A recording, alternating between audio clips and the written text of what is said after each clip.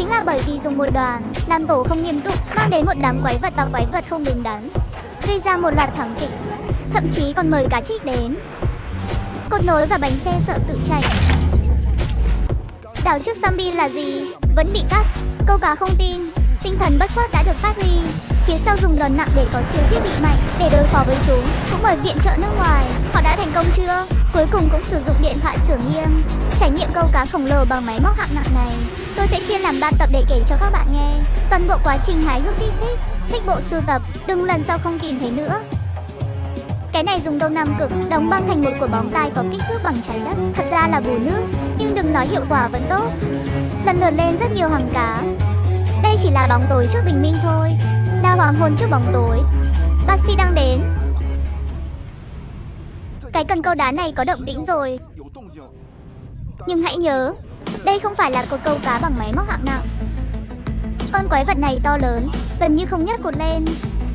Cũng dùng trọng lượng cơ thể đè xuống rồi. Chàng trai cố gắng nhận hàng. Quái vật không cho người cơ hội. Sao?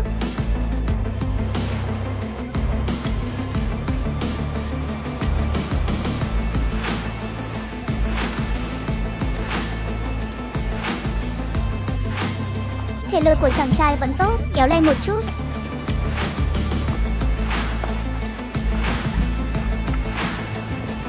Nhưng con cá đã chui vào hang động.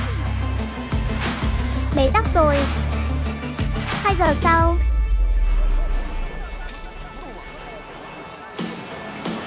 Cái thứ rác rưởi này làm cho thằng nhóc răng phồng miệng.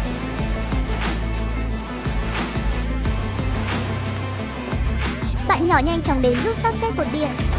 Muốn hạn chế thì không thể chấp nhận được. Không nhìn được.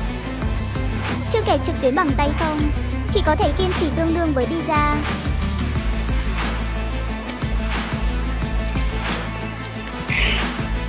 Trên thực tế, trên cột được kết hợp với dây điện, dẫn đầu là dây thanh, trên đó có phao cao su, giống như dây điện, chắc là có thể chịu được. Tận dụng cơ hội bế tắc, cậu bé nhanh chóng đeo găng tay vào, cho tôi có thể kéo dây bằng tay. Cá ra rồi, máu xuất hiện. Cái này, điều hướng của cột đều bị lệch.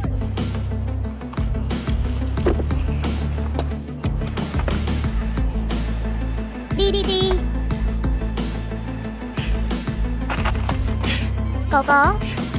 Nhìn thấy đoạn màu đen của cây cột này, tôi cảm thấy như sắp hỏng hết rồi. Không thể kéo được.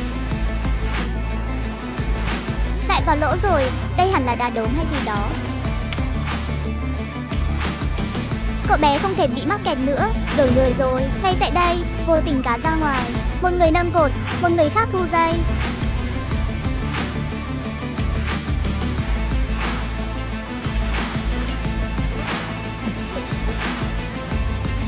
Nhìn biểu cảm đau đớn, lắc bánh xe, răng khỉnh. Nhưng chỉ trong nháy mắt thôi.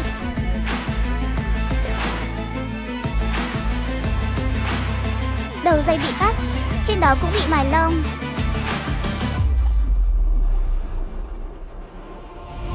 Nhưng cơ hội vẫn còn. Lần này dùng móc số 35, thay bằng dây dẫn đầu dày hơn một chút. Nếu đoạn văn này thì hôm nay không có cách nào. Dùng cả một con cá làm mồi nhử. 2 giờ sau. À, cần câu tự chạy mất rồi. Chắc là sợ mình sẽ đứt gãy 2 đoạn. Bộ thiết bị này giá không rẻ. Cần câu quyết tâm chạy trốn. Giá khô bị hỏng hết rồi. Cái này quái vật cỡ nào vậy? Trời sáng sớm, may mà có cây cột dự phòng. Lần này họ buộc cột vào dây đâm. Nhưng phía sau gặp phải một loạt các đường tiếp tuyến. Ngay cả đầu dây cũng cắt như vậy. Và tìm thấy cá mập. Lần này câu cá là phế liệu rồi. Tập tiếp theo xem trước chạy cá rồi. Câu cá sẽ không bao giờ bỏ cuộc. Lần này tất cả đều là do thiếu hỏa lực. Tập tiếp theo, họ mang theo thiết bị hạng nặng. Một bộ cần câu thuyền, một bộ cần câu cá bằng đá nặng. Giá đỡ được thay thế bằng giá đỡ vòng buộc mạnh mẽ. Số 80B chạy bánh xe tháo ra 12 đến 0 và lặn xuống. Muốn tìm bộ thanh và bánh xe chạy trốn đó. Điều gì sẽ xảy ra tiếp theo?